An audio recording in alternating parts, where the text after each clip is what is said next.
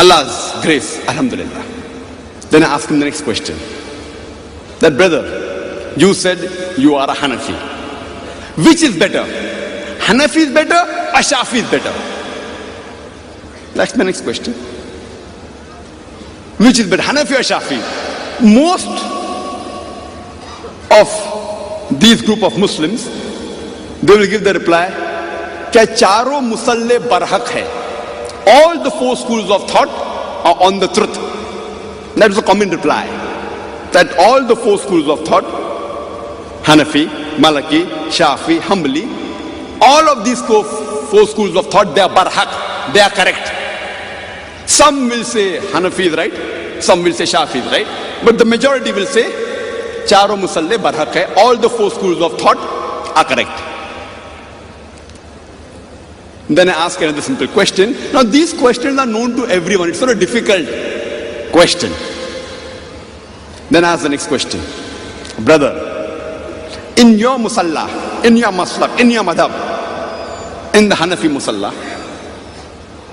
if a man is in wudu and if accidentally he touches a woman or a woman touches him, does he go outside the state of wudu or is he yet in the state of wudu? In Urdu we say wudu tootti hai kya nahi? Does the wudu break or not? In English we will say, is he yet in the state of wudu or outside the state of wudu? So the Hanafi will reply that in the Hanafi madhab, the wudu does not break. I said, fine. Let's go to the next question. In the Shafi madhab, in the Shafi musalla, if a man accidentally touches a woman, or a woman accidentally touches a man who is in a state of wudu, is he yet in the state of wudu or outside the state of wudu? Uski wudu tootti hai kya nahi? Does his wudu break or not? The reply will be, MashaAllah. All of you know it. Simple question, simple answer. The wudu breaks. It's nothing difficult. All these questions so far are simple. In the Shafi musalla, the Shafi madhab, the wudu breaks. My next question, again very simple. I ask the question, dear brother, can both be simultaneously correct? That one Muslim's wudu breaks when it accidentally touches a woman, and the other Muslim's wudu doesn't break when he accidentally touches a wudu, when he touches a woman accidentally. Can both be simultaneously correct? I'm not asking who's correct. For who is correct, you may have to have knowledge of Quran and Hadith. My question is simple. Can both be simultaneously correct? No. Simple question, simple answer. No reward for that. If I pose you the question, one teacher teaches 2 plus 2 is not equal to 5. And the other teacher teaches 2 plus 2 is equal to 5. Can both the teachers simultaneously be correct? Yes. The person who doesn't know maths may say yes. I agree with the brother. The person who doesn't know maths may say yes. All those who know basics of maths, who have passed even standard 4, will say no. Because everyone knows 2 plus 2 is equal to 4. So the first question is, if one teacher said 2 plus 2 is not equal to 5, other teacher said 2 plus 2 is equal to 5, can both be correct simultaneously? The answer is no. Simple. I believe most of you may have passed standard 4. But if I ask you a slightly difficult question, 375 multiplied by 625 is equal to 1,525,000. One teacher says that. The other teacher says 375 multiplied by 625 is not equal to 1,525,000. Can both be correct simultaneously? No. You don't have to be a mathematician. Which is correct? If I ask you, who is correct? Then you may have to take a calculator and calculate. Even if you don't know maths, but if you are logical, one says is equal to 1,525,000, the other says is not equal to 1,525,000. Even if you don't have a calculator, you don't know maths, both simultaneously cannot be correct. To know which teacher is correct, who is correct, You may have to take a calculator and press the button and then you may give the answer. Either the first or the second is correct. Fine? Everyone is with me? MashaAllah. So similarly, to say who is correct or which madhab is correct, the Hanafi or the Shafi, can both be simultaneously correct? The answer is no. But which madhab is more correct? What is the reply? The same reply. You have to check up in the authentic sources. Number one is Quran. Number two is Hadith.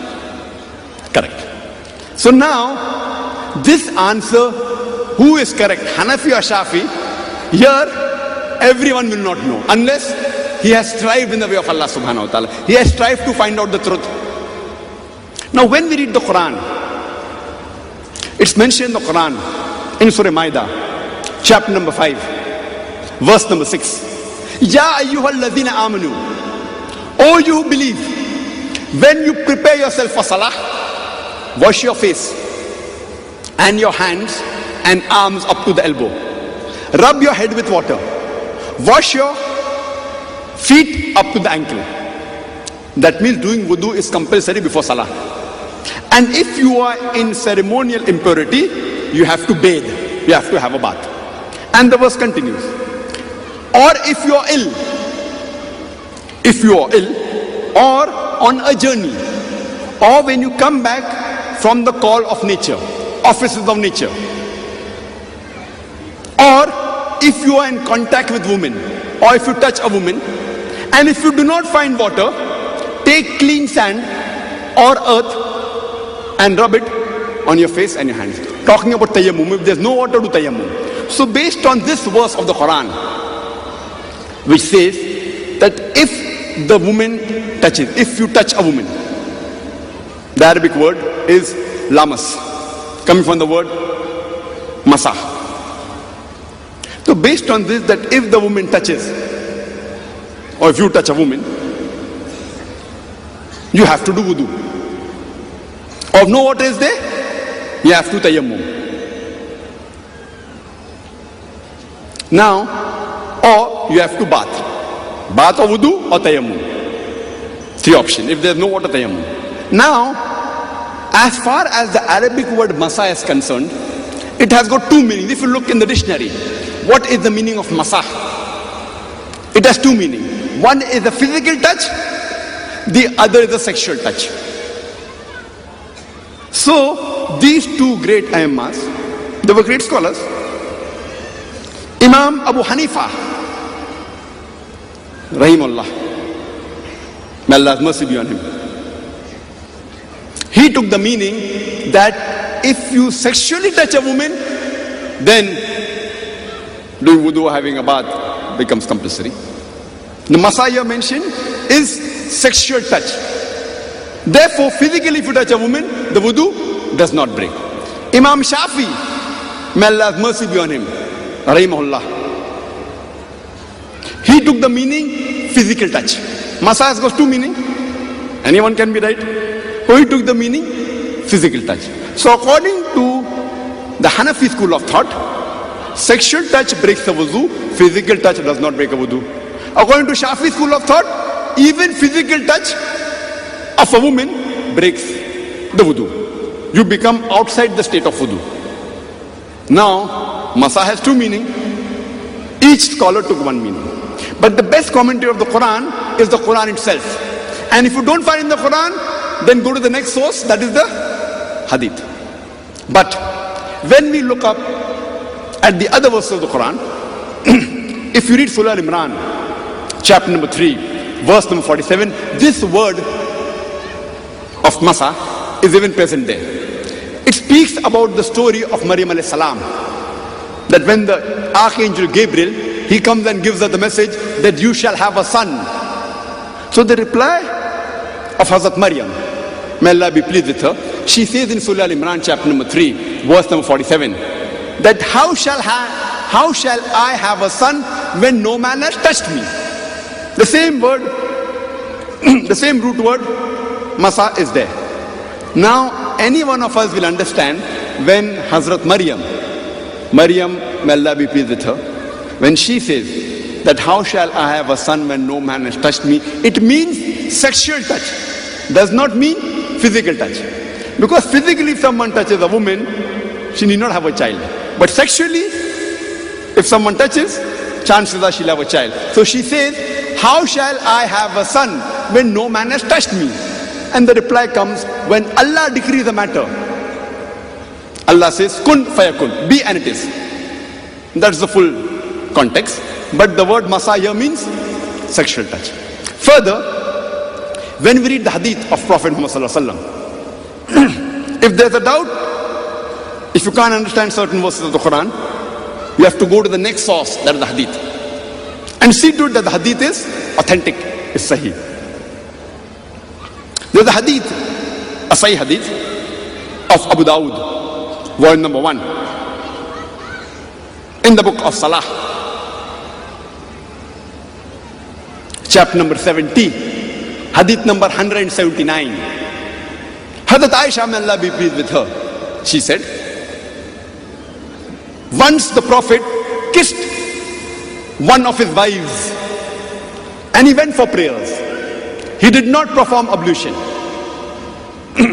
So Urwa, may Allah be pleased with her, she asked, who can it be other than you? She told Hazrat Aisha, may Allah be pleased with her. And Hazrat Aisha laughed, indicating that yes, it was her. So the Sahih Hadith of Abu Dawud, volume number 1, in the book of Salah, chapter number 70, Hadith number 179, classified as Sahih by the Muhaddisin, including Sheikh Nasruddin Albani. It says when Muhammad sallallahu alaihi wasallam was in the state of wudu, he kissed his wife Hazrat Aisha and went for Salah without doing wudu again. This indicates that physical touch does not break the wudu. There are several such Sahih Hadith. Even if you read Sahih Bukhari, if you read the hadith of Sahih Bukhari, volume number 1, it's mentioned that Prophet Muhammad, peace be upon him, Hazrat Aisha, may Allah be pleased with her, she narrates that I was between Muhammad sallallahu alaihi wasallam and the Qibla when the Prophet was praying, and before he did the sujood, he pushed my leg and I moved my leg aside, indicating that in the Salah, the Prophet touched the leg of Hazrat Aisha, may Allah be pleased with her, and yet continued the Salah, indicating that physical touch does not break the wudu. And there are several Sahih Hadith, other Hadith, which prove to us that physical touch does not break the wudu. This Hadith is of Sahih Bukhari, volume number 1, Hadith number 519, 519. Now I'm asking the question, who is right? The opinion of Imam Abu Hanifa or the opinion of Imam Shafi? Imam Abu Hanifa. Because his opinion is matching with the Quran as well as the authentic Hadith. So somebody will ask me, do you mean to say that Imam Shafi was wrong? So see, we respect Imam Shafi, may Allah's mercy be on him, rahimahullah. We respect him, we revere him, and we love him. And the Prophet said that anyone who gives opinion after doing research, any scholar gives the opinion, if the opinion is correct, he gets 1 reward. Sorry, if the opinion is correct, he gets 2 reward. If the opinion is wrong, he gets 1 reward. Any scholar gives a fatwa, gives the opinion. If it is correct, he gets 2 reward. But even if it is wrong, he gets 1 reward. I'm not saying that Imam Shafi, may Allah's mercy be on him, that he was not intelligent. He was very intelligent. He was very knowledgeable. But we have to realize that during the time of Imam Abu Hanifa, Imam Shafi, may Allah's mercy be on them all the hadiths weren't compiled. The compilation of the hadith started before but completed later on. So maybe this hadith of Abu Dawud, volume number 1, chapter number 70, hadith number 179, as well as the hadith of Sahih Bukhari, volume number 1, hadith number 519, it did not reach Imam Shafi. So because it did not reach him, he took one of the two options, physical touch or sexual touch. He took it as physical touch. Not that he was not intelligent, maybe this hadith didn't reach him. So based on his knowledge of the Quran, which can have one of the two meaning, he took one meaning. Not that he made a mistake purposefully. What we say, maybe this hadith didn't reach him.